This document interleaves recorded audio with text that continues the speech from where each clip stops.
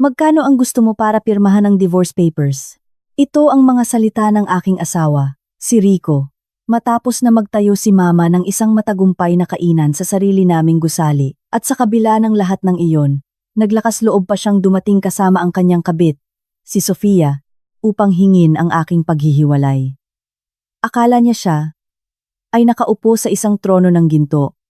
Ngunit ang katotohanan ay nakaupo siya sa isang pugad ng tinik. At siya lamang ang hindi nakakakita nito. Ang kalokohan niya ay nakakatawa. Wala akong gusto. Sabi ko sa kanya. Sana ay maging masaya kayong dalawa. May inihanda akong regalo para sa inyo na hindi ninyo inaasahan. Ang panahong kailangan ko upang ipatapon ang aking asawa sa kalye na walang anumang sentimo at paalisin siya sa matagumpay na negosyo na itinayo ni Mama sa kanyang pawis at luha ay eksaktong 5 minuto. Ang biglaang pagbagsak ni Rico at ni Sofia, nawasak sa loob lamang ng 5 minuto dito magsisimula ang kwento. Bago tayo magsimula, mangyaring pindutin ang like button. Naway magkaroon kayo ng isang araw na puno ng pagpapala. Sa pagsisimula ng kwentong ito, may bigat akong nararamdaman sa aking dibdib. Sa paggunita sa aking nakaraang buhay, nakikita ko ang aking sarili na isang inosenteng dilag. At sa kabilang banda, nakakaramdam ako ng awa. Noong bata pa ako, palagi akong mag-isa. Pumanaw ang aking ama bago ako magsimula sa elementarya. At ang tanging iniwan niya sa amin ay isang lumang 3 palapag na gusali ng negosyo sa lumang bayan ng Maynila. Namuhay si Mama ng isang buhay na puno ng sakripisyo upang protetahan ang gusaling iyon at palakihin ako. Umaalis siya ng bahay bago sumikat ang araw at hindi bumabalik hanggang sa gabi na. Kapag umuuwi ako galing eskwela, isang walang laman at malamig na bahay lamang ang sumasalubong sa akin, habang ang ibang mga bata ay umuuwi na may amoy ng mainit na sinigang na niluto ng kanilang mga ina. Ako ay palaging nag-iisa. Naglalagay ng kaldero ng tubig sa kalan upang gumawa ng instant noodles. Habang tinitingnan ko ang singaw na umaakyat mula sa kumukulong kaldero, palagi akong nangangako sa aking sarili. Kapag malaki na ako, hinding-hindi ako mamumuhay ng napakakalungkutan. Hindi mahalaga sa akin ang pera. Gusto ko lamang ng isang tahanan kung saan pagkatapos ng trabaho, ang buong pamilya ay umupo sa paligid ng mesa upang magbahagi ng isang simpleng pagkain at masayang magkwentuhan. Ito lamang ang aking pangarap. Palagi itong sinasabi ni Mama sa akin na parang isang panalangin. Aling, ang mukha ng isang lalaki ay hindi nakakain. Kailangan mong makahanap ng lalaki na may pera at magandang posisyon. Kung ayaw mong matapos ang paghihirap na tulad ko, nasasaktan ako sa tuwing nakikita ko ang kanyang magaspang na mga kamay. Basag sa pagtatrabaho. Ngunit ang kawalan na nararamdaman ko sa aking puso ay hindi kayang punan ng pera. Nananabik lamang ako sa isang salita ng pagmamahal. Gutom ako sa isang banayad na tingin. Pagkatapos, lampas sa edad 30 ko. Nakilala ko si Rico sa pamamagitan ng isang kaibigan. Sa unang araw na nagkita kami, nakaupo siya na may mapagpakumbaba at magiliw na ngiti. Malamang na sinabi ng kaibigan na nagpakilala sa amin kung ano ang aking ideal man. Dahil hindi siya tumigil sa pagsasabi ng eksaktong mga bagay na gusto kong marinig. Na parang may handang script. Aling, ang pangarap ko ay hindi naman malaki. Ang umuwi lamang mula sa trabaho, kumain ng niluto ng aking asawa. At tuwing weekend, ay dalhin ang mga bata sa luneta upang magpiknik. Iyan ang layunin ko sa buhay. Nang marinig ko ang mga salitang iyon, naramdaman kong kumabog ang aking puso. Sa wakas, nakahanap ako ng isang tao na nangangarap ng kapareho ko. Nang makita namin ang ilang bata na naglalaro, kumislap ang kanyang mga mata at sinabi niya, "Kapag kinasal tayo, magkaroon tayo ng magagandang anak na tulad nila at palakihin natin sila ng maayos. Hindi ko hahayaan na mabasa ang iyong mga kamay, Aling." Nahulog ako sa ilusyon na siya ang aking tadhana. Ngayon, sa pag-iisip nito, natawa ako para hindi umiyak sa kung gaano ito kawalang katotohanan. Sa oras na iyon, Hindi ko nakita ang mga tinik na nakatago sa likod ng kanyang matatamis na salita. Ang totoo, may utang siya at lumapit sa akin na may layuning samantalahin ang lumang gusali na pagmamay-ari ko. Ngunit dahil imposibleng malaman kung ano ang nasa puso ng mga tao, bumigay ako sa kanyang pag-arte. Ilang buwan pagkatapos, sinabi ko kay Mama na nakakilala ako ng isang tao na gusto kong pakasalan. Matagal na tiningnan ni Mama ang kanyang litrato at kumunot ang noo. Ay, hindi ko gusto ang kanyang mukha. Mayroon siyang malalim na tingin. Parang walang kahit na anong determinasyon. Ano ang trabaho niya? Nagtatrabaho siya sa isang opisina. Masipag siya at mabait. At higit sa lahat, siya ay isang lalaki na pampamilya. Mama. Ang pagiging mabait ay hindi nakakain. Paulit-ulit ko nang sinabi sa iyo na maghanap ng may pera. Hindi ko matitiis na makita kang naghihirap. Mas matindi ang pagtutol ni Mama kaysa sa inaasahan ko. Ngunit hindi rin ako sumuko. Sa buong buhay ko, naging masunurin akong anak na sumusunod sa payo ng kanyang ina nang walang reklamo. Ngunit sa pagkakataong ito, hindi ako makasuko. Sa huli, lumuhod ako sa harap niya at lumuha na lang. Mama, noong bata pa ako, palagi akong mag-isa. Alam mo ba kung gaano ako kalungkot kapag umuuwi ako mula sa eskwela sa isang madilim at walang laman na bahay? Hindi ko kailangan ng pera. Gusto ko lang mamuhay ng isang simple at masayang buhay, kasama ang isang taong nagmamahal at nag-aalaga sa akin. Mangyaring bigyan mo ako ng iyong basbas. Sa harap ng aking mga luha, bumuntong hininga si Mama at umiwas ng tingin. Ang kasabihan na walang magulang ang nananalo laban sa isang anak ay natupad ng perpekto. Nakuha ko ang kanyang pahintulot na magpakasal nang may matinding pagsisikap, ngunit mayroon pang ibang balakid, ang aking magiging biyenan. Sa pagpupulong ng pagpapakilala ng mga pamilya, tiningnan ako ng aking biyenan mula ulo hanggang paa ng may paghamak. Pinapalaki ng walang ama. Sino ang nakakaalam kung anong edukasyon ang natanggap niya? Ang anak ko ay napakaguwapo at maraming babae ang nagkakagusto sa kanya. Sa tingin mo ba madali makahanap ng pamilya na tatanggap sa isang manugang na pinalaki lamang ng kanyang ina? Hindi ako nakapagsalita, ngunit mahigpit na hinawakan ng aking magiging asawa ang aking kamay at sinenyasan ako ng kanyang mga mata. Nangangahulugan iyon na magtiis ako. Nagtiwala ako sa kilos na iyon at nagtiis. Pinilit kong intindihin na ang buhay kasama ang biyenan ay mahirap lamang sa simula at pagkatapos ay bubuti. Hindi ko alam na binubuksan ko ang mga pintuan ng impyerno. Sinimulan namin ang aming buhay may asawa sa isang inupahang apartment sa isang lumang bloke ng mga tirahan. Wala akong naipong sentimo at walang tulong ang kanyang pamilya. Gayunpaman, masaya ako. Ang likod ng aking asawa na nakatiklop ang kanyang manggas upang ipagluto ako ng adobo pag uwi niya galing trabaho ay parang pinakamalaking kayamanan. Mahal, tikman mo. Ano sa palagay mo? Napakasarap. Kapag pinatikman niya ako ng sabaw gamit ang kutsara at ngumiti. Kahit na ang aming bahay ay simple at walang laman ang bank account, naniniwala ako na ang mahalaga lamang ay ang pagmamahalan namin, ngunit hindi nagtagal ang kaligayahan na iyon. Mahigit 1 taon na mula nang ikasal kami at hindi ako nagbubuntis, hindi na makatagal sa panggigipit ng aking biyenan. Nagpatingin kami sa doktor. Sa araw na kinuha namin ang mga resulta, kakaiba ang ekspresyon ng doktor. Ang mga resulta ay medyo hindi inaasahan. Ang paggalaw ng sperm ng iyong asawa ay kapansini-pansing mababa. Maaaring mahirap ang natural na pagbubuntis. Isang shock ito. Ngunit naisip ko na, sa pagsisikap ay makukuha namin. Gayunpaman, paglabas pa lamang namin ng klinik, hinawakan ako ng aking asawa sa balikat at sinabi ng seryoso, "Huwag mong sasabihin ito sa aking ina. Kung malaman niya, baka magkasakit siya. Sabihin natin na dahil ikaw ay masyadong kinakabahan. Okay?"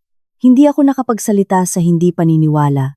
Ngunit nang makita ko ang kanyang demoralisadong mukha, lumambot ang aking puso. Kawawa naman. Sa sobrang pagmamataas niya, siguro ay nahihirapan siya, naisip ko at tumango. Hinding-hindi ko naisip na ang desisyong iyon ay magiging tulad ng pagbaril sa aking sariling paa. Mula sa araw na iyon, lalong lumala ang pagmamaltrato ng aking biyenan. Sa bawat pagtitipon ng pamilya, hinuhusgahan niya ako sa harap ng lahat ng kamag-anak. Alam mo ba kung ano ang pinakamasama sa 7 kasalanan, kung saan maaaring itakwil ang isang asawa? Ang hindi makapagbigay ng anak, kung ang lupa ay hindi maganda, gaano man karaming itanim, paano lalaki ang anumang bagay. Dahil sa isang masamang manugang, ang lahi ng aking mahal na anak ay mawawala. Pakiramdam ko ay dinudurog ang aking puso, ngunit ang aking asawa ay nakatayo sa tabi ko na tahimik na parang patay. Mas masahol pa, pag-uwi sa bahay, ako ang pinagbubuntunan niya. Kung ganoon si mama, dapat alam mo kung paano siya pakitunguhan. Nagpapamukha ka ng ganyan. At iyon ang dahilan kung bakit siya lalong nagpupumilit. Sigurado ako na hindi ka nagbubuntis. Dahil sa stressan na nililikha mo sa iyong sarili. Ano ang kapalaluan? Galit na galit ako na parang mababaliw na ako. Ngunit walang saysay ang pakikipagtalo, kaya nanahimik ako. Alam ko na kung magsasalita ako ang magiging masama sa kwento. Kaya, sa pusong durog, lumipas ang mga araw. Isang hapon, umuwi ang aking asawa na malungkot. Sinabing kasama siya sa listahan ng mga tatanggalin sa trabaho sa kanyang kumpanya. Mahal? Tinanggal ako sa trabaho. Ano ang gagawin natin ngayon? Naramdaman kong bumagsak ang mundo sa akin, ngunit hinawakan ko ang kanyang kamay at kinumportable siya. Huwag kang mag-alala. Masipag ka. Sigurado akong makakahanap ka ulit ng trabaho. Huwag kang mag-alala. Pagkatapos nito, ang aking asawa ay nagsimulang magpatong-patong ng mga trabahong walang katiyakan nang hindi man lang makabangon. Nagtatrabaho din ako upang kami ay makaraos. Isang araw sinabi ng aking asawa na pupunta siya upang makipagkita sa isang matandang kaibigan at bumalik siya ng gabi na, ngunit ang kanyang ekspresyon pagbalik ay ganap na naiiba sa kanyang pag-alis. Ang kanyang mga mata ay nagniningas at siya ay tuwang-tuwa na parang sinapian. Isang kaibigan ko ang kumikita ng malaki sa paghahanda ng pagkain at sinabi niya sa akin na subukan ko. Magaling akong magluto, di ba? Sigurado akong magiging matagumpay ito. Habang tinitingnan ko siya, amoy alak at dumura habang nagsasalita. Nanindig ang aking balahibo. Siya ay isang taong madaling maimpluwensyahan at isang masamang pakiramdam ang bumalot sa akin. Isang negosyo? Ganoon kabilis? Hindi ba mas maganda kung maghanap ng stable na trabaho? Nang subukan kong pigilan siya ng maingat, sumeryoso ang aking asawa at sinigawan ako. Ang asawa mo ay nagpasya na gumawa ng isang malaking bagay, at sa halip na suportahan siya, pinipigilan mo na siya sa simula pa lang. Alam mo ang aking kakayahan sa pagluluto. Sinasabi ko sa iyo na magiging hit ito. Bukod pa rito, maaari nating hilingin ang pera sa iyong ina. Ang ground floor ng kanyang gusali ay walang laman. Hindi ako makapaniwala sa aking naririnig. Ano ang sinasabi ng lalaking ito? Alam na alam niya kung gaano kahalaga ang gusaling iyon sa aking ina. Paano siya naglakas loob na ilagay ang kanyang mga mata dito? Ano ang sinasabi mo? Ang gusali ng aking ina. Imposible iyon. Alam mo kung gaano ito kahalaga sa kanya. Ano bang klasing sarado ang isip mo? Hindi ito humihingi ng pera, ito ay nagmumungkahi ng isang pamumuhunan.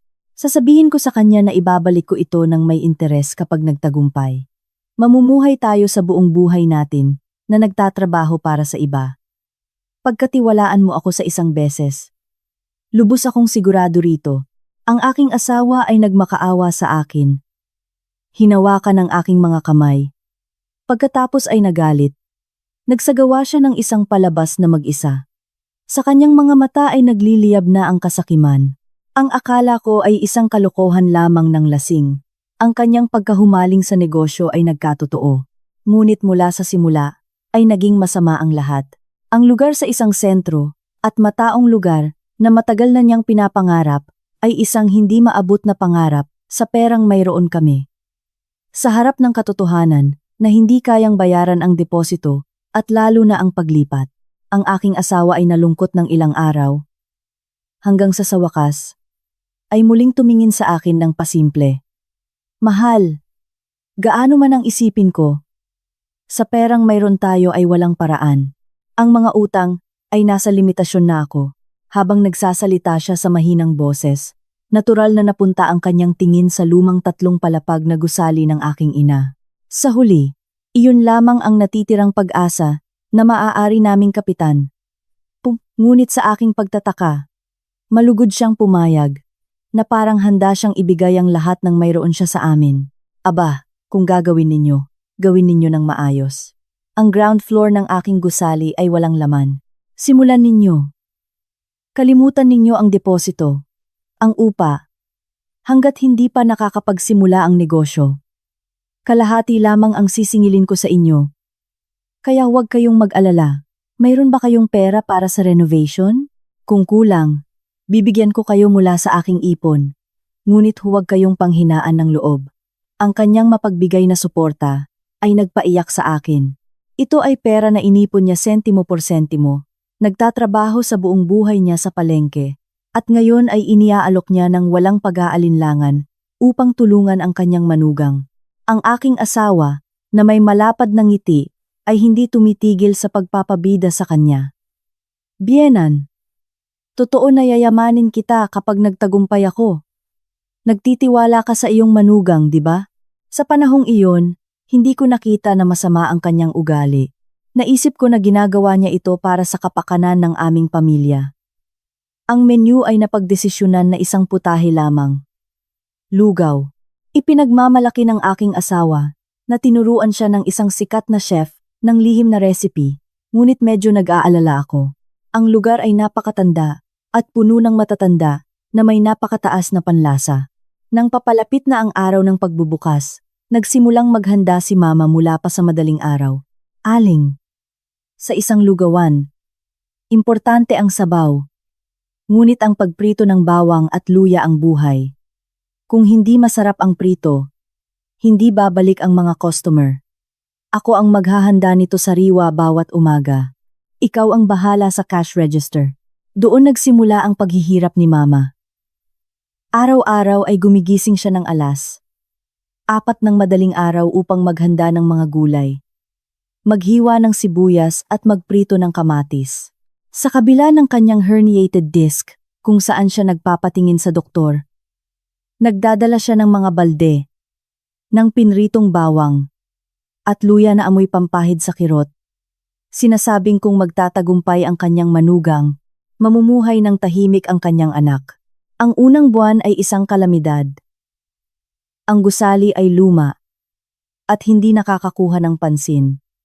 At ang mga kabataan ay mas gusto ang mga bagong franchise sa paligid. Ang aking asawa, kinakabahan, ay hindi tumitigil sa paninigarilyo at pagsisisi sa gusali at sa aking ina. Ito ay dahil luma ang gusali. Ang dekorasyon ay malabo, kaya walang customer. Sabihin mo sa iyong ina na ipapintura ang harapan. Napakadilim nito kaya nawawalan ka ng gana kumain. Sa tuwing sinasabi niya iyon ay sumasama ang loob ko, ngunit nagtiis ako. Gayunpaman, ang himala ay nagmula sa kung saan namin hindi inaasahan. Nagsimulang kumalat ang balita sa mga customer na dumating. Ang prito ng bawang at luya sa lugar na iyon ay isang obra maestra. Ang lugaw na may lasang iyon ay nakakamatay. Ang ulam ay isang droga. Isang tunay na droga. Ang matandang babae na gumagawa nito ay mayroong hindi kapanipaniwalang kamay. Kaya, unti-unti, dumami ang mga customer at pagkalipas ng 3 buwan, ay may mga pila na 100 metro sa labas ng lugar sa oras ng tanghalian. Isang hindi kapanipaniwalang tanawin iyon. Ang eskinita sa harap ng lumang gusali ay napuno ng mga tao na dumating upang kumuha ng isang plato ng lugaw at hindi ako makapagpahinga. Sa loob ng 6 na buwan, ang aming kainan ay naging usap-usapan sa lugar o sa buong rehiyon. Ang pera ay umaagos. Puno ang cash register, kaya kailangan naming maglabas ng pera sa gitna ng serbisyo. Sa tuwing kinukuwenta namin ang kinita sa araw, nagtititigan kami ng aking asawa nang hindi makapagsara ng bibig. Nakita mo ba, mahal? Ano ang sinabi ko sa'yo? Nagtagumpay ang aking kamay sa kusina. Genius ako! Sa wakas ay kinikilala ng mga tao ang kalidad ng aking sabaw. Sumisigaw ang aking asawa, na puno ng pagmamataas. Ang katotohanan ay ang karamihan sa mga customer ay humihingi ng mas marami sa aming lugaw dahil sa ginisa na pinupuri ang recipe ni Mama. Mukhang hindi napansin ito ng aking asawa, o mas mabuti pa, ayaw niyang mapansin. Gusto niyang angkinin ang lahat ng kredito. Napakasarap ng lugaw mo. Ngunit sa tingin ko, dumarating ang mga customer, lalo na dahil sa ginisa ni Mama. Dapat nating bigyan siya ng malaking bonus. Nang ipahiwatig ko ito, bumuntong hininga ang aking asawa at sumagot. Hay, gaano man kasarap ang ginisa. Ito ay pampagana lamang. Ang pangunahin ay ang lugaw. Nagtagumpay tayo dahil sa aking lihim na recipe. Doon nagsimulang magbago ang aking asawa. Nang simulan niyang humawak ng pera, maging ang kanyang tingin ay nagbago. Ang mga utang na sa simula, ay sinabi niyang babayaran niya. Nang buong sigasig ay nakalimutan na niya. Isang araw, nagsimula siyang umuwi na may dalang mga bag mula sa mga malalaking tindahan. Tingnan mo. Dapat magbihis ng maayos ang may-ari upang igalang siya ng mga customer. Magbihis ka rin ng kaunti. Huwag kang magmukhang defaced. Habang sinasabi niya iyon, nagsusuot siya ng mga t-shirt na may malalaking logo ng mga luxury brand at lumalabas sa kainan na may kumikinang na gintong relo sa pulso. Nagiiwan pa nga siya ng mga katalogo ng mga imported na kotse sa mesa sa kusina upang makita ko. Mahal, bayaran muna natin ang mga utang. Maaari tayong gumastos ng kaunti para mapanatili ang hitsura, at ang pera ng iyong ina ay maaari nating ibalik nang sabay-sabay kapag lumaki pa ang negosyo. Ginawa niya iyon upang tulungan ang kanyang anak. Sa tingin ko ay hindi siya nagmamadali. Lumalaki ang kayabangan ng aking asawa. Sa simula, sa harap ni Mama, siya ay lubos na nagpapasalamat. Ngunit ngayon ay hindi na siya nag-aalangan na punahin ito sa kanyang likod. Bakit masyadong nakikisali si Mama sa kusina? Wala siyang alam sa hygiene.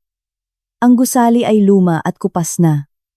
Kung siya pa ang naglalakad doon, bababa ang antas ng lugar. Sabihin mo sa kanya na maghanda lang ng ginisa at tapos, nang marinig ko iyon, naramdaman kong kumulo ang aking dugo. Tapos ka na ba?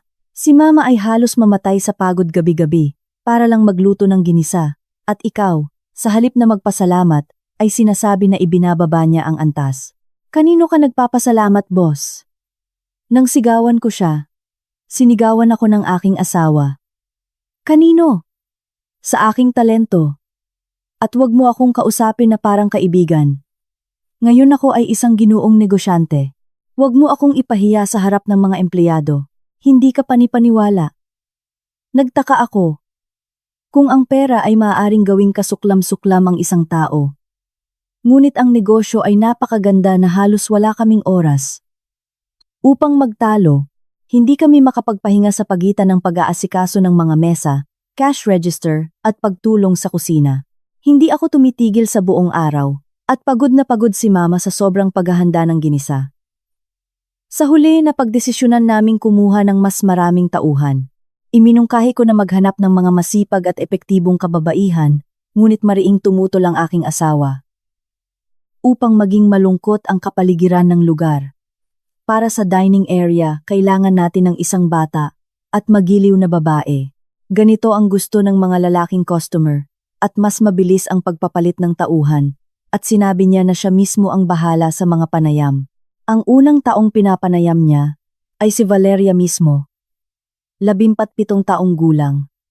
Sa unang tingin, isang babae na bagong graduate sa universidad. Ngunit may tingin na hindi naman inosente.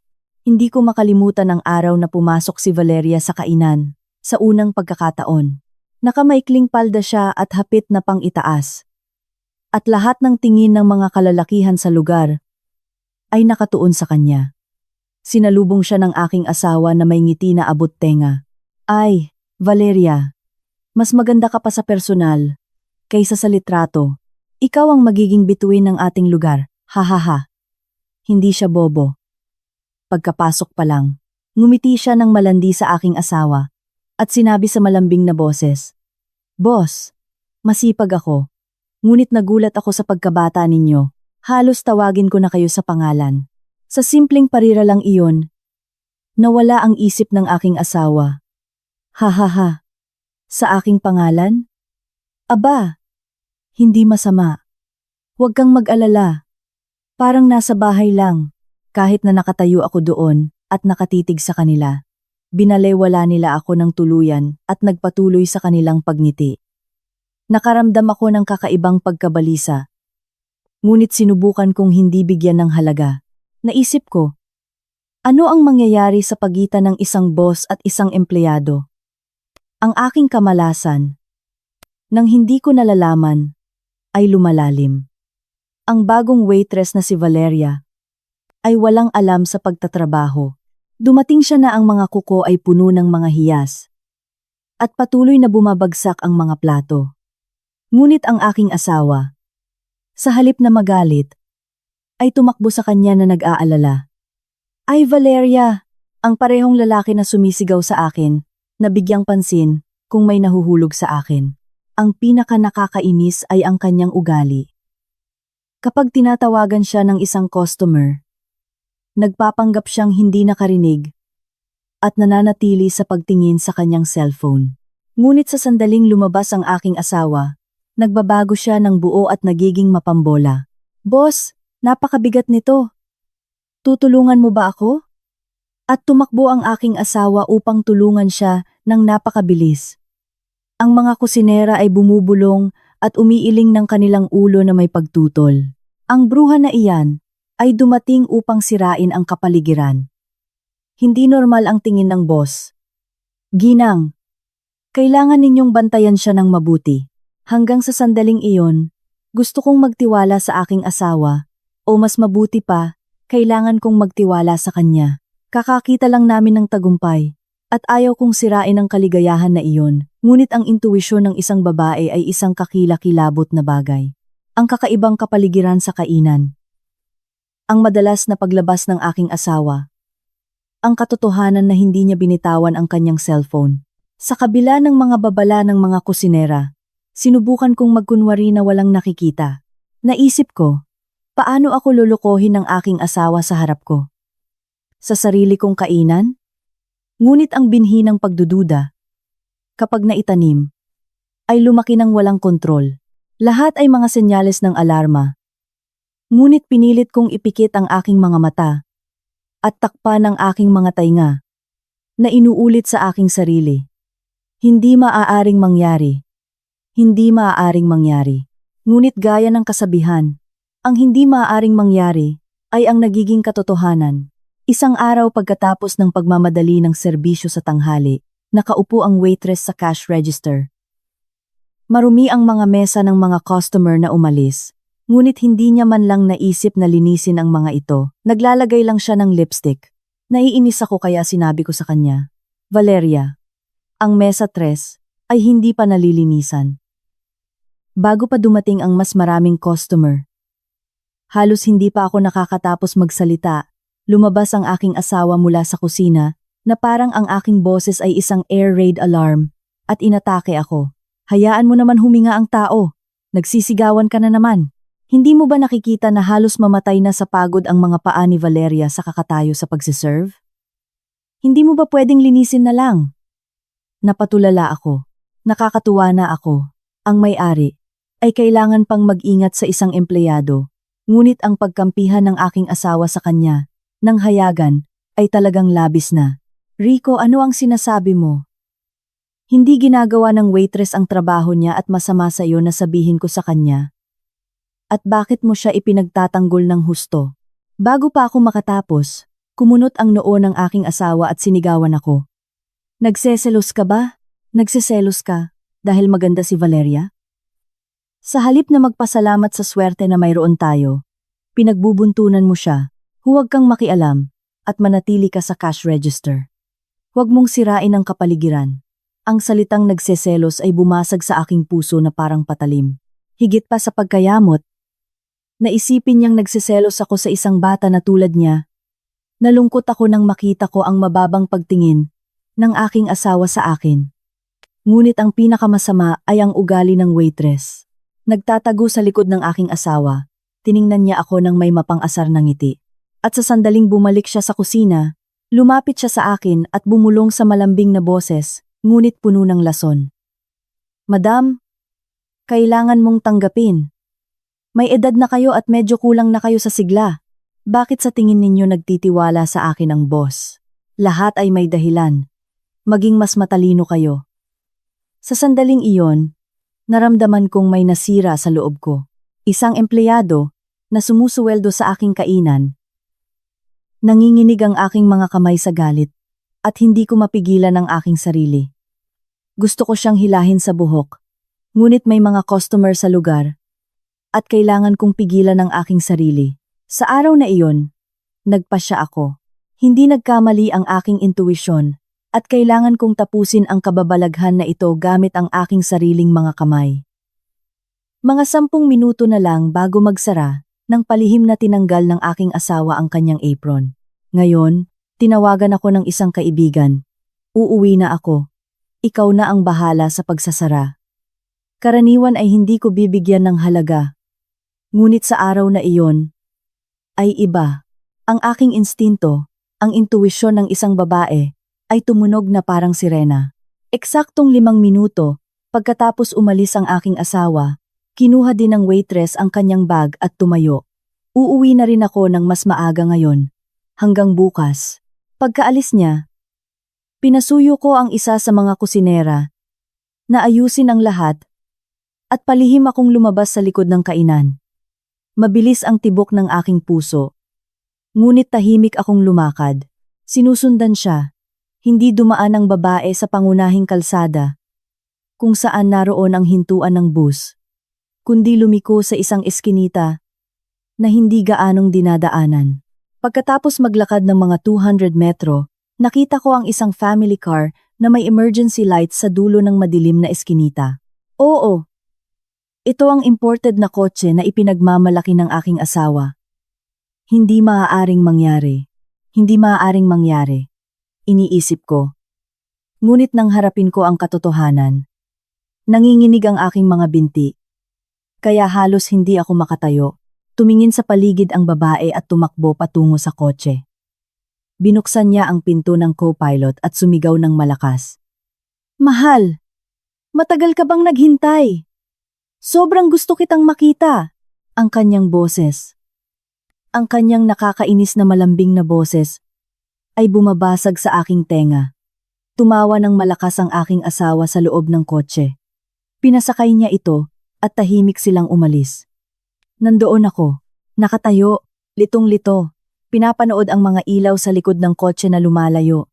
Hindi man lang ako makaluha. Hindi ko alam kung dahil sa galit, sa lungkot, o sa pakiramdam ng paglaya mula sa isang pasanin. Hindi ko maintindihan ang aking sariling damdamin.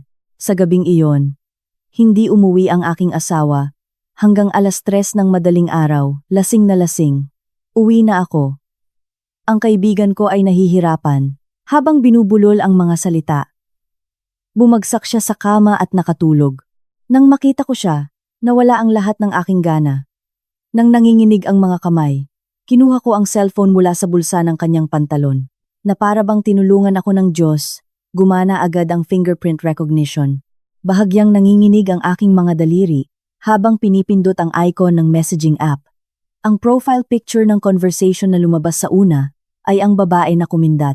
Habang binabasa ko ang usapan, naramdaman kong kinulang ako sa hangin at naunawaan ko ang kahulugan ng ekspresyong kumukulo ang dugo. Mahal, kailan mo ba tatapusin ang matandang iyan? Ayoko na maging waitress. Kaunting pasensya. Mahal, malapit na akong ipangalan ang kainan sa aking pangalan. Talaga, nagtitiwala ako sa iyo. Palayasin natin ang babaeng iyan at magsimula tayo ng bagong buhay ng magkasama. Siyempre, hindi ko na siya matitiis. Nakakadiri na makita siyang nagpapanggap na may-ari sa kainan, gayong hindi naman siya makapagkaanak. Palalayasin ko siya sa lalong madaling panahon. Maghintay ka lang. Hindi man lang makapagkaanak. Nakakadiri. Ang mga salitang iyon ay nagwasak sa aking puso. Para kanino ko tiniis ang lahat ng ito? Para kanino si Mama, na masakit ang likod, ay nagpapagod sa pagluluto ng ginisa? Higit pa sa pagtataksil, nakaramdam ako ng kagustuhang pumatay. Sa mismong sandaling iyon, ipinasa ko ang buong pag-uusap sa aking cellphone at kumuha ng mga litrato bilang ebidensya. Pagkatapos ay tahimik kong ibinalik ang cellphone sa lugar nito. Sa gabing iyon, hindi ako nakatulog. Habang tinitingnan ang mukha ng aking asawa na humihilik sa tabi ko, naramdaman ko ang paghimok na sakalin siya ng una ng libu-libong beses, ngunit pinigilan ko ang aking sarili. Ang tapusin siya ng ganoon kadali ay isang pag-aaksaya. Isinasaalang-alang ang sakit na aking dinanas at ang mga luha na ibinuhos ni Mama. Kinaumagahan, bumangon ako na parang walang nangyari at naghanda ng sabaw para sa hangover. Mahal, baka masama ang pakiramdam mo. Inumin mo ito. Bago umalis, ang aking asawa, na nahimasmasan sa aking ugali, ay kumain ng 2 plato.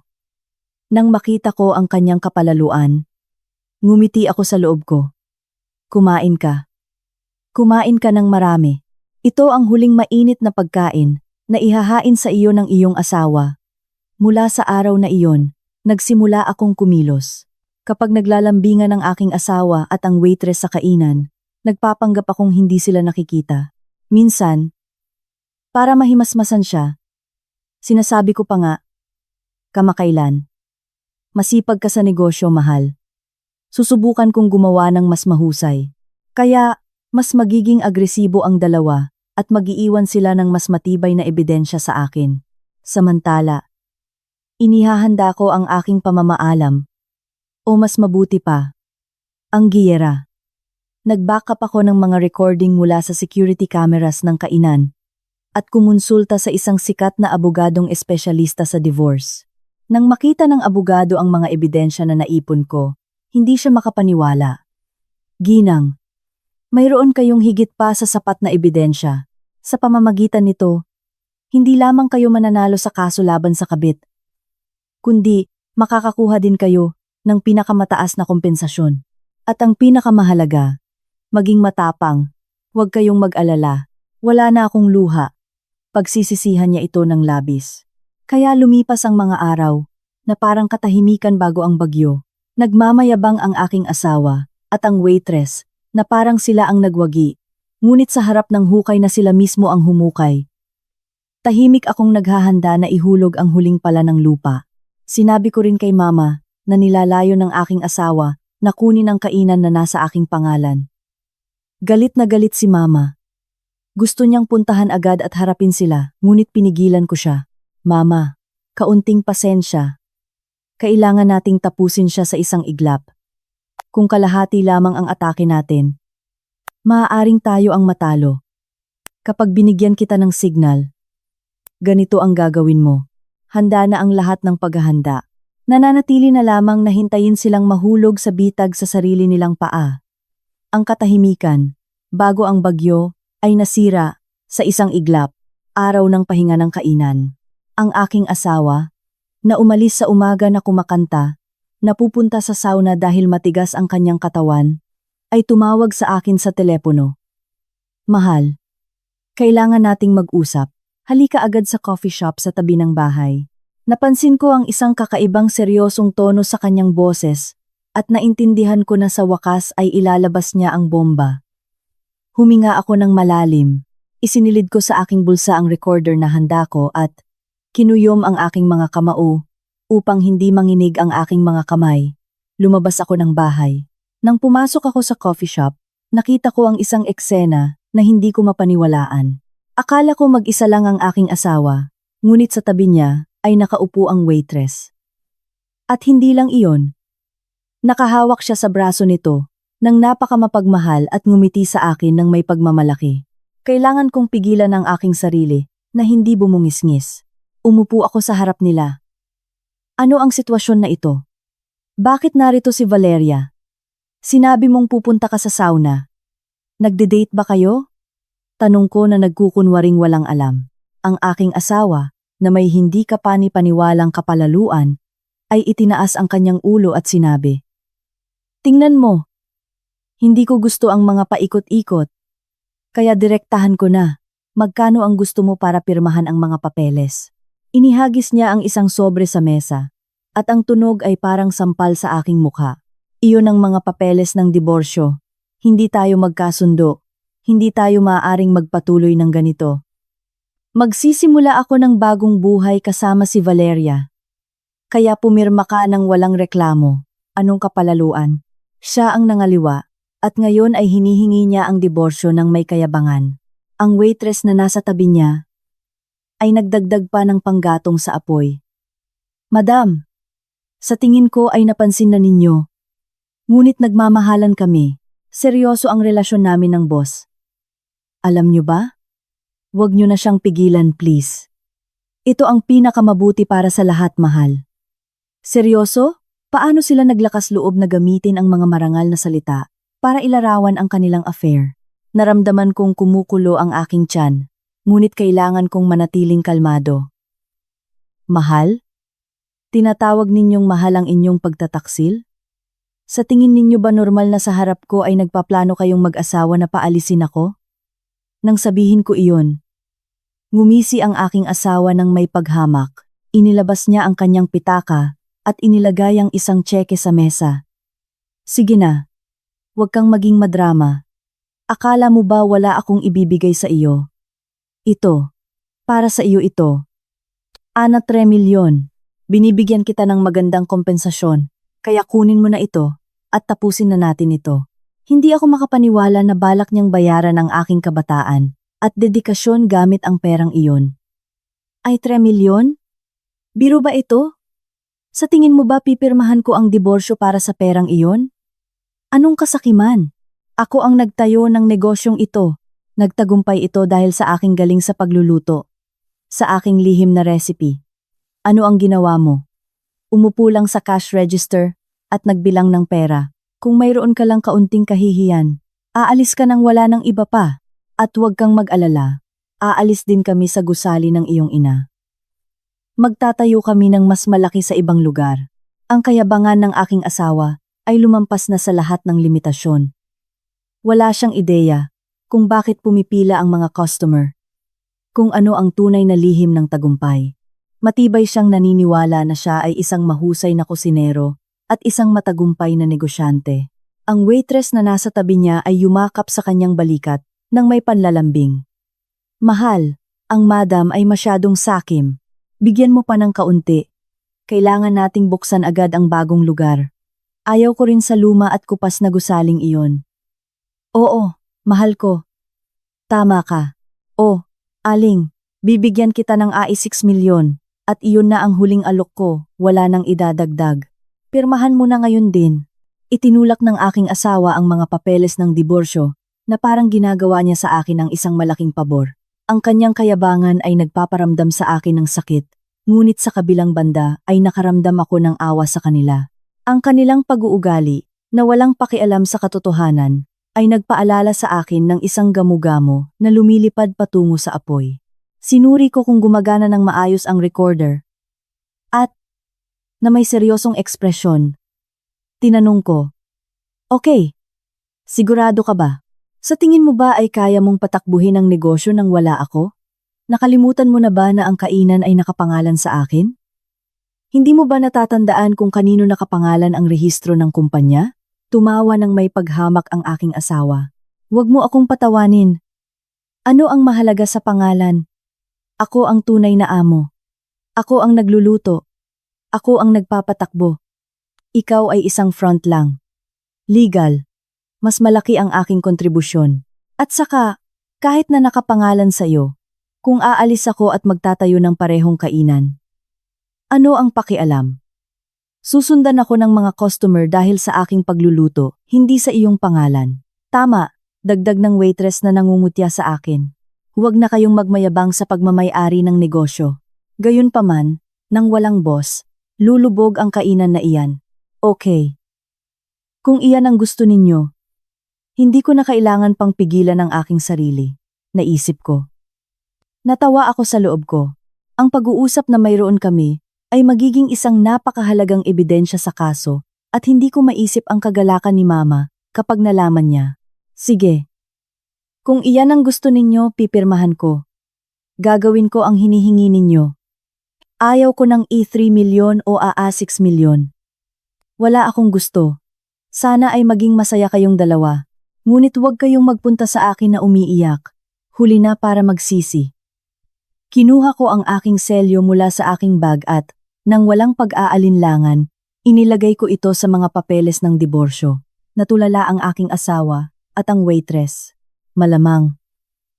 Inaasahan nilang iiyak ako. Magmamakaawa. O mag-iskandalo na humihingi ng pera.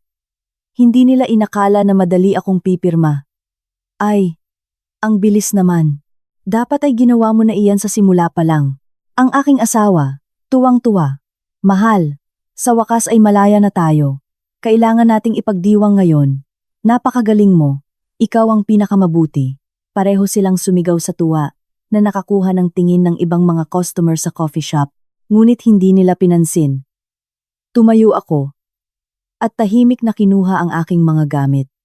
Ayaw kong manatili sa parehong lugar. Kasama ang basura na iyon. Aba! Congratulations! Nakuha ninyo ang kalayaan. Bagaman hindi ko alam kung gaano ito tatagal. Nang ako'y papalabas na, sumigaw ang aking asawa sa aking likod. Pasensya na. Ngunit simula bukas, huwag kang lalapit sa kainan. Simula bukas, ako ang magiging tunay na amo. At magsisimula ulit, lahat ng empleyado ay kampi sa akin. Huwag kang gumawa ng iskandalo at umalis ka na. Iniwan ko ang boses ng aking asawa, na nagmumura sa akin hanggang sa huli, at lumabas sa coffee shop. Tumama sa aking mukha ang malamig na hangin, ngunit sa halip na umiyak, nakaramdam ako ng malaking ginhawa. Sa wakas ay tapos na. O mas mabuti pa. Ngayon pa lang talaga nagsisimula. Pinatay ko ang recorder na nasa aking bulsa. Kinuha ang aking cellphone at nagpadala ng mensahe sa aking abogado. Nakuha na ang ebidensya. Magpatuloy bukas mismo. Pagkatapos, tinawagan ko si Mama. Nang marinig ko ang kanyang boses, lumabas ang mga salita na pinipigilan ko. Mama, pumirma ako. Ngayon ay lilinisin ko ang mga taong iyon. Mama, handa ka na ba? Sa kabilang linya ng telepono, narinig ko ang matatag na boses ni Mama. Siyempre, marami kang pinagdaanan, anak ko. Ngayon, ako naman. Bukas ng umaga makikita natin ang kanilang mga mukha. Pauwi? Pakiramdam ko ay mas magaan kaysa kailanman. Kinaumagahan, magbabago ang lahat. Ipapaunawa ko sa aking asawa sa pinakamasakit na paraan na ang kanyang ipinagmamalaking kainan. Ang kanyang tagumpay ay walang iba kundi isang kastilyo ng baraha. Sa wakas ay dumating ang mahalagang araw.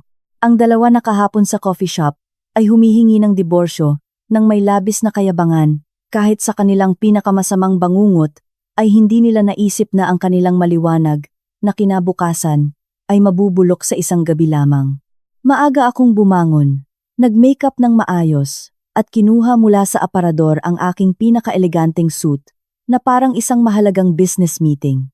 Pagkatapos, kasama si Mama at ang mga taong kinuha namin, nagtungo kami sa kainan. 10:00 ng umaga, nakita namin mula sa malayo ang aking asawa at ang waitress na dumarating upang maghanda sa pagbubukas. Magkaakbay sila na kumakanta na parang bagong kasal. May dalang kape ang aking asawa sa kanyang kamay at nakasandal ang kanyang ulo sa balikat nito na tumatawa ng malakas. Mahal! Simula ngayon, ito na ang iyong kainan. Hindi na natin kailangang tiisin ang nakakainis na iyon. Ang galing. Siyempre, ngayon ako ang tunay na amo.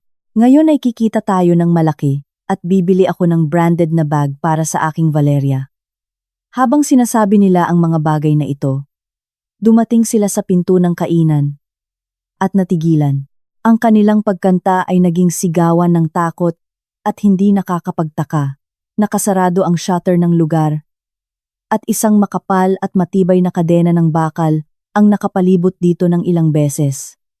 At hindi lang iyon. Sa gitna ng shutter, isang abiso mula sa isang law firm na may kapansini-pansing dilaw na kulay ang nakadikit ng mapanganib. Abiso ng pagwawakas ng kontrata ng pag-upa, pagbabawal ng ilegal na paninirahan at utos ng pagpapaalis. Mga salita na sa pagbasa pa lamang ay nagpapalamig sa dugo na nakasulat sa malalaking pulang letra. Ang aking asawa, na hindi nauunawaan ang sitwasyon, ay natulala ng sandali. At pagkatapos, na may pulang mukha sa galit, ay tinawagan ako ng nanginginig ang mga kamay. Ako, na nagmamasid sa kanila mula sa katabing eskinita, ay sinagot ang tawag ng buong kalmado. Sige, pero ano ito? Nababaliw na ba ang nanay mo? Ano ang mga kadenang ito at mga papel na ito? Maaari bang pakitunguhan ng ganoon ang isang manugang, ang pamilya, dahil lamang sa utang na ilang buwan ng upa? Halika agad at buksan mo. Ang boses ng aking asawa sa kabilang linya ng telepono ay mas nangingibabaw ang takot kaysa galit. Ngumiti ako. Sinanyasan si mama at ang mga pulis. At lumabas sa eskinita upang lumakad patungo sa kanila. Pamilya? Kahapon sinabi mo na wala na tayong anumang relasyon. Kung nag-divorce na tayo ay mga estranghero. Ano ang pamilya? Kaya nagpasya akong magpatuloy sa legal na paraan. Gaya ng nararapat. Nang marinig ang aking boses, ang aking asawa at ang waitress ay lumingon nang nagulat. Sa tabi ko, 2 uniformed police officers at si mama na nakapamewang at may nakakatakot na ekspresyon ang nakapaligid sa akin. Ang aking asawa, nang makita ang pulis, ay nag-alinlangan sandali, ngunit agad nagsimulang magwala. Galit ako! Mga opisyal, ito ay pananakot. Pinipigilan ang may-ari na pumasok sa sarili niyang negosyo. Tanggalin ninyo ito ngayon din. Sa sandaling iyon, lumapit si mama, itinuro ang kanyang daliri sa ilong ng aking asawa at sinigawan siya. Ang kanyang boses na matagal nang pinipigilan ay parang ugong ng isang leon. Walang hiya. Pananakot? Sino ang nananakot kanino? Ano ang sinabi mo nang pumasok ka sa aking gusali? Na kahit bumagsak ang langit, babayaran mo ang upa ng nasa oras. Tiniis kita hanggang ngayon para sa aking anak, upang hindi ka makita sa kalye. Ngunit, ano ang diborsyo?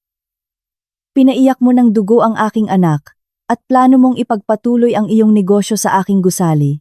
Kinuha ni mama ang isang tumpok ng mga papeles mula sa kanyang bulsa at itinapon ang mga ito sa kanyang mukha. Tingnan mo mabuti, magnanakaw. Ayon sa batas ng pagpapaupa, kung hindi nabayaran ang 3 buwan ng upa, maaaring agad na tapusin ng nagpapaupa ang kontrata. Nakabayad ka ba ng upa kahit isang beses sa huling 6 na buwan? Ipinagmamayabang mo na ang negosyo ay umuunlad, ngunit wala kang binayaran kahit 1 sentimo. Legal kong tinapos ang kontrata, kaya kunin mo ang iyong mga gamit at lumayas ka. Sa pagbomba ng aking ina, nagbulungan lamang ang aking asawa. Hindi makasagot. Dahil totoo, nang magsimula siyang kumita ng pera, bumili siya ng imported na kotse, ngunit ang upa ng kanyang biyenan. Sa pag-iisip na dahil pamilya kami, mauunawaan na niya, ay pinabayaan niya, at iyon ang nagpabagsak sa kanya. Ngunit hindi sumuko ang aking asawa at sinubukan ng isa pang dahilan. Sige. Babayaran ko ang atrasadong upa. Babayaran ko ngayon din, ngunit buksan mo. At lahat ng muebles at kagamitan ng lugar na ito ay binayaran ko. Aking mga gamit ang mga ito. Bakit hindi ko magagamit? Ngayon, ako naman. Ngumiti ako ng malamig at ipinakita sa kanya ang screen ng aking cellphone na may kumpirmasyon ng pagtigil ng aktibidad mula sa Bureau of Internal Revenue. Sa tingin ko ay mali ka. Nakalimutan mo na ba kung kanino nakapangalan ang rehistro ng negosyong ito? Dahil natatakot kang mapabilang sa listahan ng mga may utang. Hiniling mo sa akin na ipangalan ito sa akin. Kaya naman, ako bilang administrator ay inalis ang aktibidad ngayong umaga at sinibak ko rin ang lahat ng empleyado. Kaya ikaw ay walang iba kundi isang sinibak na kusinero. Ano? Ano ang sinasabi mo? Pagtigil ng aktibidad? At isa pa, wala kayong dalawa ng waitress ng balidong food handler certificate. Hindi mo ba alam na kung mahuli ka na nagtatrabaho sa pagluluto, na may expired na certificate ay maaaring isara ang lugar? Ginawan kita ng pabor sa pag-aalis nito bago pa ako magkaroon ng multa, kaya dapat ay magpasalamat ka. Namutla ang mukha ng aking asawa na parang papel. Nalasing sa kanyang papel bilang boss. Lubos niyang binaliwala ang mga pangunahing administratibong pamamaraan at legal na obligasyon. Ang kanyang kawalan ng alam ay nagbubunga. Ang waitress sa tabi niya ay nagpanik din at nagsimulang kalabitin siya. Mahal, ano ang ibig sabihin nito? Paghinto ng operasyon? Hindi natin maituloy ang negosyo. Ang naipit na daga ay nangangagat sa pusa, sabi nila. Nawala ang ulo ng aking asawa at nagsimulang sipain ang shutter habang sumisigaw. Hindi ka! Itinayo ko ang negosyong ito. Ito ang aking pawis at luha. Buksan mo ang pinto. G. Buksan mo bago ko sirain ang lahat. Nang simulan ng aking asawa na kalabitin ng kadena, pinigilan siya ng mga pulis na nagmamasid sa eksena. Sir, ano ang ginagawa ninyo? Kayo ay inaresto dahil sa panggigipit at pinsala sa ari-arian.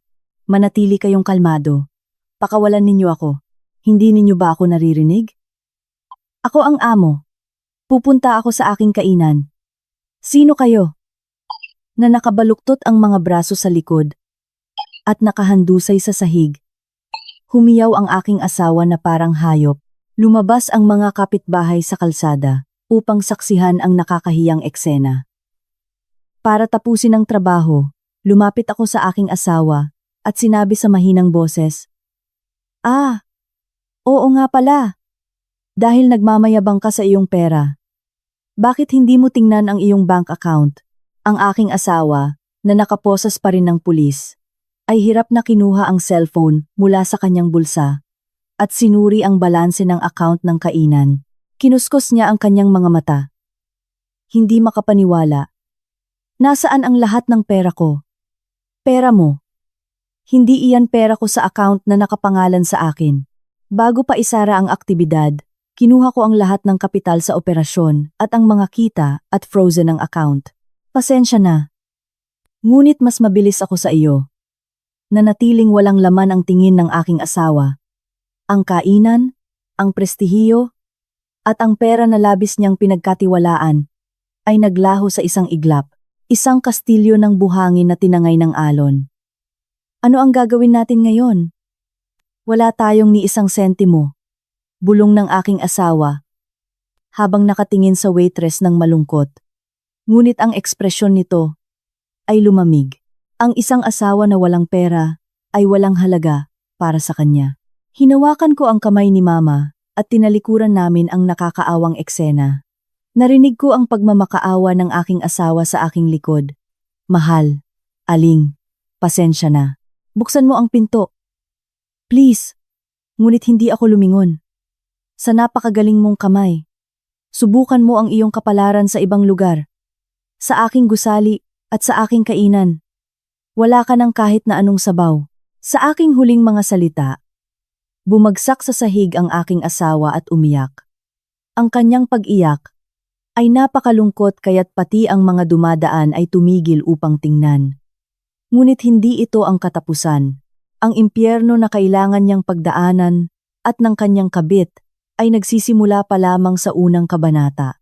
Paglabas ng istasyon ng pulis, ang aking asawa ay parang isang bayani ng paglaban na may apoy sa mga mata. Sa kabila ng pagkakalatay sa kalye, buo pa rin ang kanyang pagmamataas. Sumusumpa siya na makakabangon at ipapahiya kami ni Mama. Pinuntahan niya ang kanyang ina at inubos ang ipon nito sa buong buhay na nakuha sa pagtitinda sa isang pwesto sa palengke. Mama, sa pagkakataong ito ay magtatagumpay ako at ipapamuhay kita na parang reyna. At ang kanyang ina, na sumasamba sa kanya, ay muling nahulog sa bitag. Hindi nasiyahan doon. Humingi siya ng pautang sa lahat ng posibleng financier. At kumalat pa nga ang balita na kumuha siya ng mabilisang pautang sa pangalan ng kanyang kabit. Pagkatapos ng pagmamayabang tungkol sa kanilang malaking pag-ibig, nang kailangan niya ng pera, nakalimutan niya ang kahihiyan at pagmamataas at nagsimulang humingi ng pera sa kung saan-saan. Kaya nagbukas siya ng bagong kainan 2 bloke lang ang layo sa amin upang makita namin ng malinaw. Ang pangalan ay nakakatawa. Ang tunay na lugaw. Ang ginintuang at kumikinang na karatula ay ang sukdulan ng hindi magandang panlasa at dekorasyon. Mukhang nagtatayo siya ng isang palasyo. Marmol na sahig, chandeliers.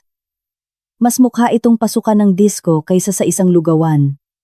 Sa araw ng pagbubukas, ang pasukan ay puno ng mga bulaklak at ang mga karatula ay nakakabaliw. Ang tunay na may-ari ay pinalayas dahil sa pagmamalupit ng kanyang biyenan. Ang tunay na lasa na hindi sumusuko sa pang-aabuso ng may-ari. Ito ang tunay.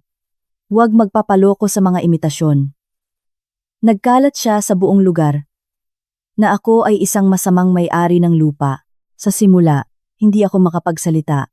Masakit marinig ang mga bulungan ng tao, ngunit tumawa si Mama. Ang aso na tahol ng tahol ay hindi nakakagat. Ang tunay? Ha! Ang lasa ang kailangan na tunay. Hindi ang karatula.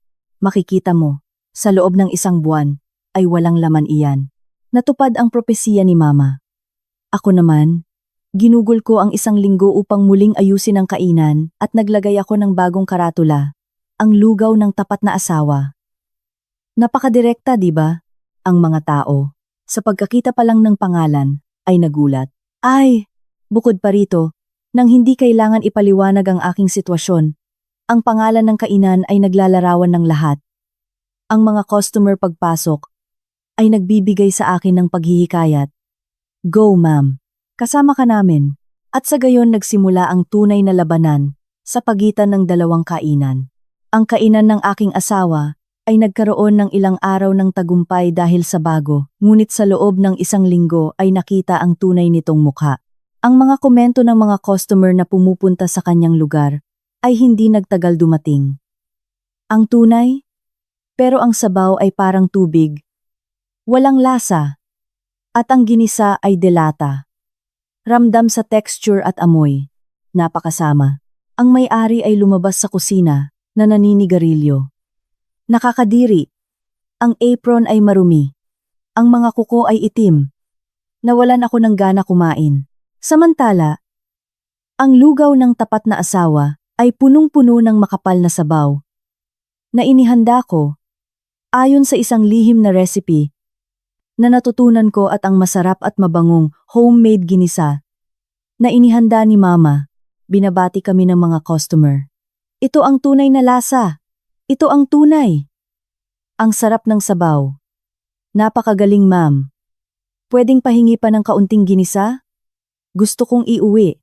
Hindi ninyo ba ibinebenta ng hiwalay? Nang makita niyang natatalo siya sa labanan ng lasa, lalong naging mapanlinlang ang aking asawa. Nagsimula siyang magkalat ng tsismis. Sa buong lugar, ang dati kong asawa ay ninakaw ang recipe ko. Tinakot ako ng aking biyenan para paalisin ako. At iba pa. Ngunit walang lihim na tumatagal ng 100 taon. At ang hustisya ay laging mananaig. Sa isang forum ng mga nanay sa lugar, ay lumabas ang isang post na may pamagat na ang nakakagulat na katotohanan tungkol sa kainang ang tunay na lugaw. Girls, huwag kayong pupunta sa bagong kainan na ang tunay na lugaw. Lumalabas na ang may-ari ay nakikipagrelasyon sa isang waitress sa kanyang lumang lugar at sinubukan niyang paalisin ang kanyang asawa, ngunit sa huli, siya ang pinaalis. Ang tindi, ang waitress na iyan ang batang babae na nasa cash register ngayon. Oo. Nagtayo sila ng kainan ng magkasama. Anong kapalaluan? Ang dating asawa ay isang santa. Hindi natin dapat pakainin ang isang mga ngalunya na ganoon. Bukod pa rito, ang pagkain ay napakasama. Nakita ko na gumagamit sila ng dilatang ginisa. At huminto na ako sa pagpunta. Sa pinapakain ko sa aking mga anak, hindi ako nagtitiwala. Kumalat ang tsismis na parang apoy. At nagkaroon pa nga ng boykot. Maging sa oras ng tanghalian, walang laman ang kainan ng aking asawa. Ang iilang customer na pumapasok ay mga dayuhan na hindi alam ang kwento. At pagkatapos tikman ang pagkain ay hindi na bumalik. Para tapusin ang lahat, inilapat ni Mama ang financial treatment. Sa pamamagitan ng isang abogado ay nagpadala siya ng isang demand letter. Demand for payment of unjust enrichment and damages. Hinihingi niya ang upa at mga gastos sa komunidad na hindi nabayaran ng aking asawa sa nakaraang 3 taon. Sa dahilan ng pamilya tayo, pasensya na may pinakamataas na legal na interes. Dahil walang kontrata sa pag-upa, mas pabor sa amin ang sitwasyon. Hinihingi ng demand letter na ibalik ang mga benepisyo na nakuha sa libreng paggamit ng lugar. Sinasabing nang makita ng aking asawa ang halagang hinihingi, halos inatake siya. Ang halaga ay napakalaki. Hindi gumana ang negosyo. Nagpatong-patong ang mga utang, at ngayon ay may demanda pa. Ang kapaligiran sa kanyang kainan ay parang libing. Nagsimula ring ipakita ng kabit ang kanyang tunay na kulay. Ang babaeng nagsasabing pag-ibig lamang ang mahalaga, ay naging isang nakakatakot na bruha sa kawalan ng pera. Isang gabi, habang dumadaan ako sa harap ng kanyang kainan, narinig ko ang mga sigawan. Lumapit ako upang usisain. Rico, ano ito? Hindi ba sabi mo magtatagumpay tayo? Na itatrato mo ako bilang isang reyna. Walang pumapasok, at ang mga nagpapautang lang ang tumatawag. Ano na ang nangyari sa aking mga credit card? Binabato ng kabit ang counter na wala sa sarili. Nakaupo ang aking asawa, nakayuko, na nakatakip ang mukha sa kanyang mga kamay. Maghintay ka lang ng kaunti. Simula pa lang ito. Kapag humupa ang mga chismis, babalik ang mga customer. Kung sumama ka sa akin, magkaroon ka ng kaunting pasensya. Hindi? Pasensya? Hanggang kailan? Hindi ko na kayang bayaran ang card ngayong buwan. Kung mapabilang ako sa listahan ng mga may utang. Ikaw ba ang mananagot? At saka, gusto mo pang magsilbi ako sa mga mesa? Wala ako sa wisyo. Sa tingin mo ba dumating ako rito para magsilbi sa mga mesa at maghugas ng plato? Galit na rin ako. At ikaw pa ang nagsisimula ng gulo. Kung mas magiliw ka lang sa mga customer, tulad noong ikaw ay waitress, darating sila. Pero maghapon kang nakaupo sa cash register at tinitingnan ang cellphone mo. Kaya walang dumarating. Huwag mo akong sisihin. Sisihin? Rico, huwag kang sumobra. Bukod sa walang silbi, sinisigawan mo pa ako. Itinaya ko ang buhay ko para sa'yo.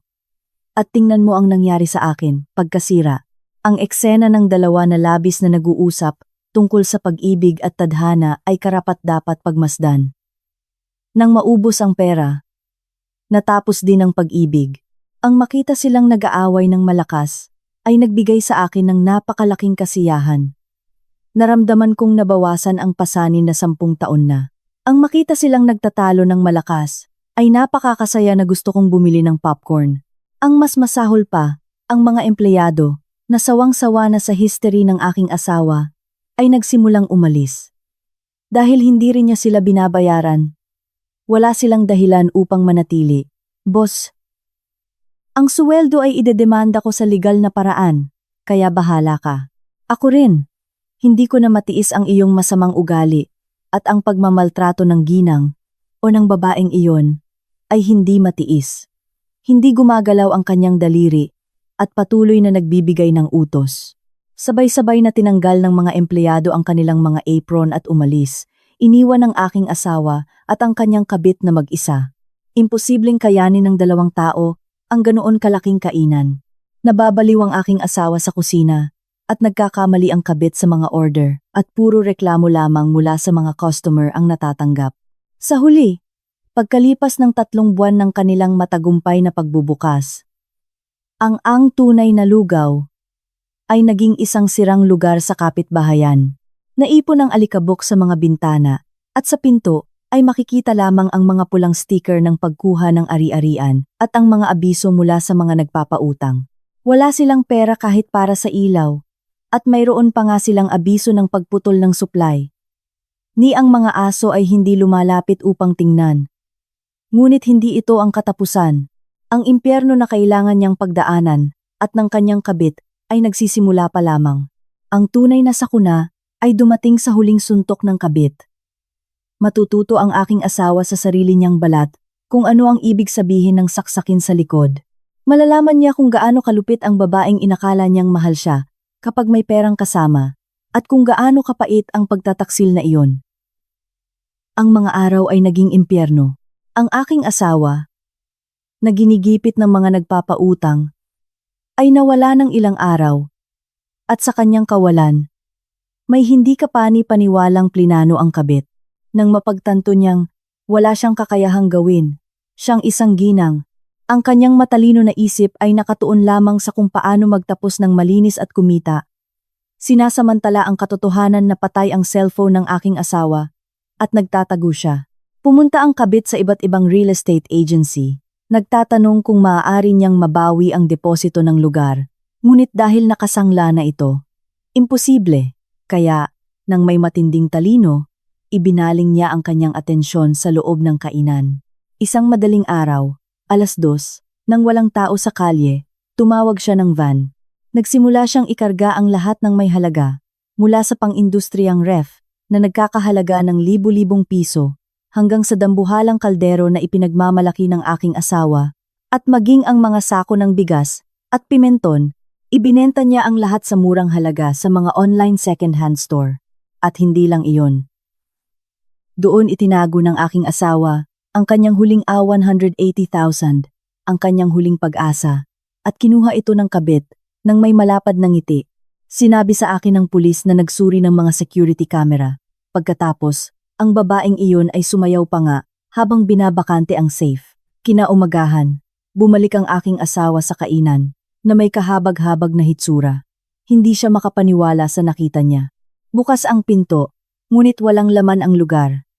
Mukhang binagsakan ng bomba. Iilang mesa na lang ang natitira, at sa kusina ay wala ng kahit na anong kutsara. Ano? Ano ito? Ninakawan tayo. Valeria, Valeria. Hinahanap siya ng aking asawa na parang baliw. Ngunit ang tanging nakita niya ay isang lukot na sulat sa walang laman na counter. Kinuha niya ito nang nanginginig ang mga kamay. Umalis na ako, kung tutuusin. Kasama lang kita, dahil sa pera mo. Pero kung wala kang pera, ano ang pag-ibig, o anuman? Sa tingin mo ba ay bata ka pa? Tingnan mo ang sarili mo sa salamin, walang hiya. Ang tiisin ka ay nakakasuklam. Ang perang ito ang aking separation pay at indemnification. Huwag mo na akong tawagan. Nagpalit ako ng numero. Valeria. Zoya. Bumagsak ang aking asawa sa sahig. Umiiyak na parang hayop. Ang babaeng pinagkatiwalaan niya. O mas mabuti pa, ang kanyang huling piraso ng pagmamataas ay nagtaksil at nagnakaw sa kanya. Literal na wala na siyang natira. Ang kanyang pag-iyak ay napakalungkot kaya't lahat ng kapitbahay ay lumabas upang tingnan, umiiling ng may pagtutol. Dahil sa iniwan niya ang kanyang asawa, nararapat lamang sa kanya. Kung ano ang itinanim, siya rin ang aanihin. Nang walang matirhan, walang pera, at ang damit na suot lamang ang nag-iisang pag-aari. Sa wakas, nilunok ng aking asawa ang kanyang pagmamataas at pumunta sa aking kainan kasama ang kanyang ina. Maulan noon ng gabi. Nagsisimula na kaming magsara nang bumukas ang pinto at pumasok ang 2 tao na mukhang pulubi. Palalayasin ko sila sa pag-aakalang mga taong gala sila. Ngunit nang tingnan kong mabuti, nakita ko na sila ang aking dating asawa at dating biyenan. Nang makaharap ko sila, lumuhod sila sa sahig. Anak, aling, iligtas mo kami, please. Hinawakan ako ng aking dating biyenan sa aking pantalon na nagmamakaawa, ang babaeng palaging mayabang at makamandag. Ngayon, na may mukha na tumanda ng 10 taon sa loob ng ilang buwan, nagmamakaawa sa akin. Ngunit nanatili ang kanyang kapalaluan. Anak, sa huli, ang unang asawa ang pinakamabuti. Hindi nagkakamali ang mga kasabihan. Ang anak ko ay naligaw ng landas sa isang sandali ng kabaliwan. Sa mga lalaki minsan nangyayari ang mga ganitong bagay. Patawarin mo siya sa iyong malaking puso. Magkasama ulit tayo, ha? Tumawa ako para hindi umiyak. Pagkatapos subukan ang lahat ng paraan upang makuha ang aking mga ari-arian. Ang aking asawa, na nakaluhod sa tabi niya, ay patuloy na nagkakamot ng kanyang mga kamay. Mahal, Baliw ako. Ako ay isang miserable. Nagpaloko ako sa bruha na iyon, at iniwan kita. Mangyaring patawarin mo ako ng isang beses. Kung tatanggapin mo ulit ako, magtatrabaho ako bilang isang alipin sa buong buhay ko. Maghuhugas ako, maglilinis, gagawin ko ang lahat. Isang alipin? At ano ang alam mong gawin? Magsira ng plato at masama ang pakikitungo sa mga customer. Sa aking kainan, hindi namin kailangan ng ganoong alipin. Bagaman malamig ko silang tinanggihan, hindi sila sumuko. Halika na, bigyan mo kami ng pagkakataon. Wala kaming mapuntahan. Pinaalis kami sa shelter. 2 araw na kaming hindi kumakain. Nagsimulang makahiga ang kanilang mga pag-iyak sa mga customer. Ako'y tatawag na sana ng pulis na walang ganang magpatuloy sa pakikipagtalo, nang mula sa kusina ay narinig ang isang malakas na boses. Umalis kayo! Si Mama iyon. May hawak siya sa kanyang mga kamay na isang pulang palanggana, na puno ng asin. Nagniningas ang kanyang mga mata, walang hiya. Nang walang pag-aalinlangan, inihagis ni Mama sa kanilang mukha ang isang dakot ng malaking asin. Heto! Kumain kayo ng asin at umalis kayo. Anong kamalasan na dumating ang mga pulubing ito para sirain ang kinabukasan ng aking anak? Ang malaking asin ay tumama sa kanilang mukha at katawan. Aray! Ang sakit! Ang mga mata ko! Biyenan! Bakit mo ginagawa ito? Ang aking dating asawa at dating biyenan ay gumugulong sa sahig habang sumisigaw. Ang eksena ay napakakatawa. Kaya't ang mga customer na kumakain ay nagsimulang pumalakpak at magsaya. Ang galing ninyo, ma'am. Ang galing ng tirada. Anong saya? Anong ginhawa? Sa mga taong iyon, kahit asin ay sayang. Tawagin ang pulis. Ang kainan ay naging isang kasiyahan. Hindi nasiyahan si Mama. Kinuha niya ang walis at sinimulang paluin ang kanilang likod. Huwag na kayong lalapit sa aking anak. Kung makita ko kayong muli rito, ibubuhos ko sa inyo ang kumukulong sabaw. Sinasamantala ko ang pagkakataon upang tumawag ng pulis. Oo. May 2 hindi kilalang tao ang pumasok at nang abala. Pwede po bang pumunta kayo agad? Please? Ilang sandali pagkatapos ay narinig ang sirena ng kotse ng pulis at pumasok ang mga pulis sa lugar. Sino kayo? Ginugulo ninyo ang kaayusan sa isang pampublikong establishmento. Binuhat ng mga pulis ang aking dating asawa at dating biyenan na nababalutan ng asin at dinala sila. Ang aking dating asawa, habang dinadala, ay patuloy na nagmamakaawa ng nakakaawa. Mahal, wag mo akong iwan. Wala akong mapuntahan. Mahal? Sino ang mahal mo? Kami ay mga estranghero. Opisyal. Mag-a-apply ako para sa isang restraining order upang hindi na siya makalapit muli. Habang itinutulak sila sa kotse ng pulis, huminga ako ng malalim. Sa wakas, lubos na akong nakalaya mula sa mga tanikala ng nakakalason na relasyon na iyon. Mula sa araw na iyon, bumagsak ng husto ang aking dating asawa dahil nakatakas ang kabit kasama ang deposito at ang pera ng kagamitan. Wala siyang natira at dahil hindi niya kayang bayaran ang milyon-milyong utang, napabilang siya sa listahan ng mga may utang. Tumakas siya sa lugar na parang magnanakaw upang makatakas sa mga nagpapautang at kumalat ang balita na nagtatrabaho siya ngayon sa konstruksyon sa isang malayo na probinsya na nagdadala ng mga ladrilyo. Malamang na tiniis ang mga sigaw ng foreman at kumakain ng sandwich na may luha sa mga mata. Ngayon ay natututo na siya sa hirap, ang halaga ng pagsisikap na labis niyang hinamak. At ano ang nangyari sa aming kabit? O mas mabuti pa, magnanakaw. Inakala niyang naging matagumpay ang kanyang pagtakas. Ngunit hindi madaling lokohin ang pulisya ng Pilipinas. Nahuli siya habang sinusubukang ibenta ang mga ninakaw na gamit sa isang second-hand website. Sinasabing sa selda, nagkita ang aking dating asawa, at siya at nagsimulang mag-away. Nagsisisi sa isa't isa. Ikaw ang nanggulo sa akin, pinilit mo ako. Ang kanilang mga panunumpa ng pag-ibig ay naging isang putikan na away na naglalabas ng pinakamasama sa bawat isa. Maaari bang may mas perpektong wakas? Lumipas ang mahabang taglamig At sa wakas ay dumating ang mainit na tagsibol sa aking buhay at sa aking kainan. Sa wakas ay natapos ang nakakapagod na proseso ng diborsyo na may desisyon na pabor sa akin. Paglabas ng korte, napakabaliw ng asul na langit kaya't nabulag ako at tumulo ang luha. Sa mga salitang pinayagan ng demanda ng hukom, naramdaman kong lubos akong napalaya, parehong legal at psikolohikal, mula sa mga utang at ang nakakalason na relasyon na iniwan sa akin ng aking dating asawa. Kapag naresolba na ang paghahabol ng kabayaran, ang bigat na 1,000 kilogram na bumibigat sa aking mga balikat ay naging kasinggaan ng balahibo. Ay anak ko, gaano ka nagdusa? Sa wakas, bumalik ka na sa iyong sarili. Hinaplos ni mama ang aking mukha ng kanyang magaspang na kamay. Ang kanyang magaspang na hawak ay tila napakainit sa akin. Si mama, na sa buong panahong ito ay hindi lumapit sa kainan, upang hindi makita ang kanyang manugang at dumating lamang ng madaling araw, na parang isang tahimik na pusa, upang iwan ang ginisa, ngunit wala nang manugang na dapat alalahanin o anumang kinatatakutan. Kinaumagahan, pumasok si mama sa pangunahing pinto ng kainan, na nakataas ang noo. Nasuot ang kanyang pulang goma na guwantes at puting chef's hat. Mukha siyang isang general. Bueno, simula ngayon, ako ang general manager ng produksyon ng ginisa. Ito ang aking gusali, ang kainan ng aking anak, at ako ang namamahala.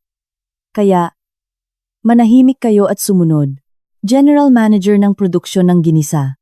Isang titulong akma sa kanya. Ma'am, pwede po bang iuwi ang lugaw? Masarap ang sabaw, pero ang ginisa po ay obra maestra. Sa pamamagitan nito, 2 plato lang ng lugaw ang nakakain ko. Hindi huminto ang mga papuri ng mga customer. Nagsimula pa nga ang mga customer mula sa ibang probinsya na dumating para lang tikman ang ginisa at iyon ang nagtulak sa akin na gumawa ng isang malaking desisyon. Magsimula ng negosyo ng ginisa. Mama, gumawa tayo ng brand ng ginisa. Ano sa tingin mo ang ginisa ng tapat na asawa? Ay, ang catchy naman ng pangalan. Kung sinabi ng aking anak, gagawin, ang ginisa ng tapat na asawa na inilunsad namin online ay naging napakatagumpay kaya't nag-crash ang website sa unang araw. Nagpatong-patong ang mga order at kahit na kailangan naming magpuyat sa paghahanda ng mga gulay kasama si mama at pagod ang katawan, ang puso ay puno ng kaligayahan. Ang makita kung paano lumalaki ang balanse ng bank account ay nagparamdam sa akin na naipakita ko na mas mabuti akong mabuhay nang wala ang aking asawa. O mas mabuti pa, salamat sa hindi pagkakaroon nito.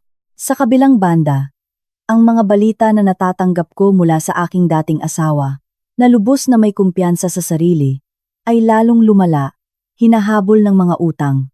Pagkatapos magtrabaho sa konstruksyon, nasaktan siya sa likod at hindi na makapagpatuloy. Walang pera para sa doktor. Nagpagalagala siya sa mga shelter hanggang sa siya ay paalisin. At ngayon ay kumakalat ang balita na nabubuhay siya sa mga charity kitchens. Isang araw, isang kapitbahay na nag-volunteer sa isang charity kitchen ang nagkwento sa akin. Ay, alam mo ba kung sino ang nakita ko kahapon sa karinderya? Ang dating asawa mo. Diyos ko, anong hitsura niya? Nakasirang anorak, nakakuyom sa isang sulok, kumakain at habang humihigop ng sabaw ay umiyak. Nang marinig ko iyon, nakaramdam ako ng kakaibang bagay. Ang plato ng lugaw na labis niyang hinamak ay naging ngayon ang kanyang tagapagligtas. Anong ironiya, di ba?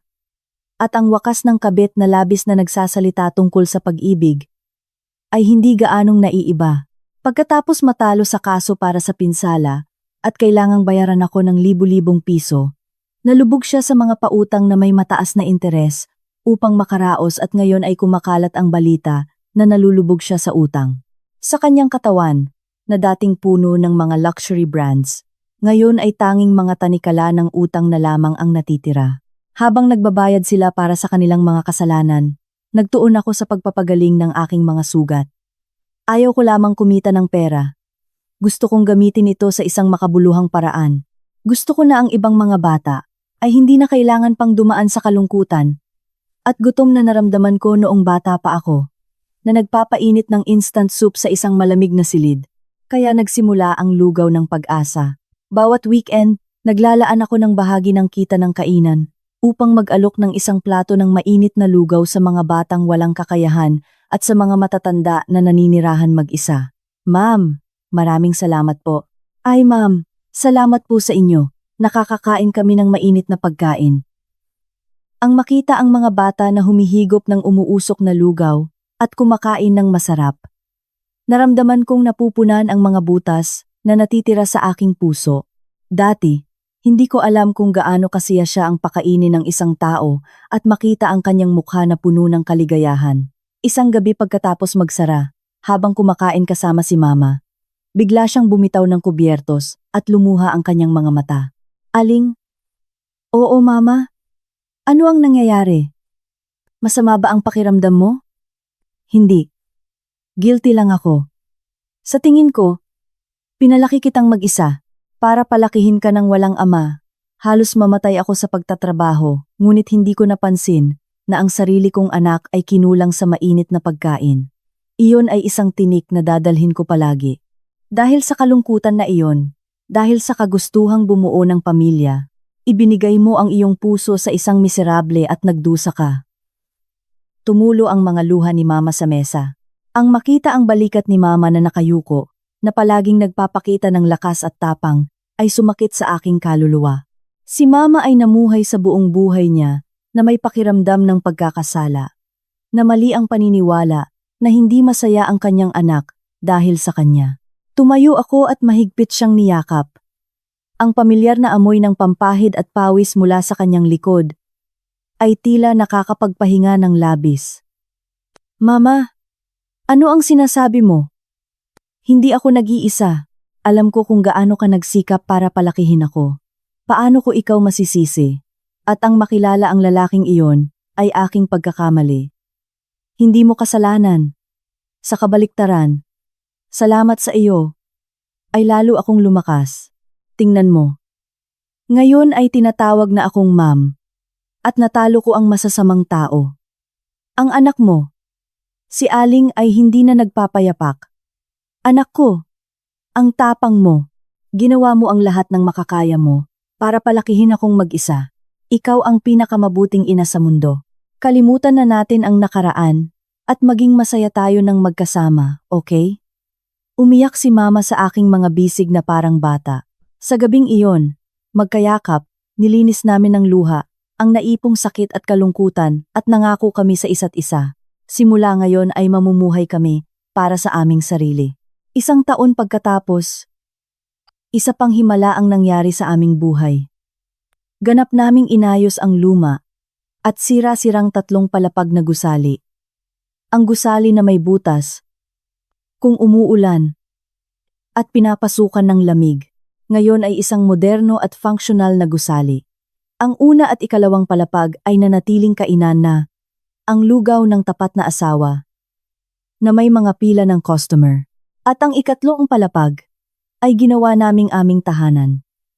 Isang maliwanag na sala, isang elevator, para sa mga tuhod ni Mama, at ang malawak na kusina, na matagal na naming pinapangarap. Hindi lamang ito isang bahay, ito ay isang kuta na nagpoprotekta sa amin mula sa mga bagyo ng buhay. Ngayon, pagkatapos magsara, nakaupo ako sa mesa ng aming bahay sa ikatlong palapag mula sa bintana. May umaambon na tagsibol. Sa mesa, ang sariwang ginisa, nakakaluto lang ni Mama, at 2 plato ng umuusok na lugaw na maingat kong niluto. Halika't kumain. Lumalamig na. Oo. Kumain ka rin ng marami, Mama. Walang sopistikadong pagkain. Ngunit walang mas perpektong hapunan. Sa isang kutsara ng umuusok na sabaw, umiinit ang buong katawan ko. Ang makita ang mukha ni Mama na nakaupo sa harap ko, kumakain ng masarap, ay nagpapangiti sa akin.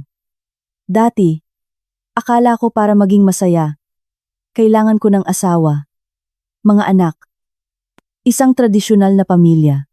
Upang punan ang kawalan na iyon, hinabol ko ang mga walang kabuluhang hangarin at bilang resulta ay dumanas ako ng mapait na sugat.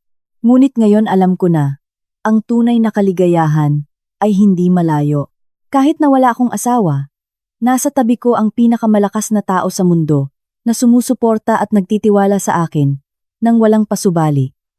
Si Mama.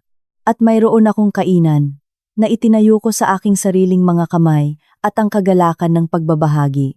Hindi ba ito ang tunay na pamilya? Hindi ba ito ang pinakamainit na hapunan sa mundo?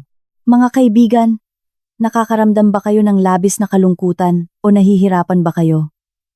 Kung gayon, tumingin kayo sa paligid. Siguro, mas malapit sa inaakala ninyo, mayroong isang taong tunay na nagmamahal sa inyo.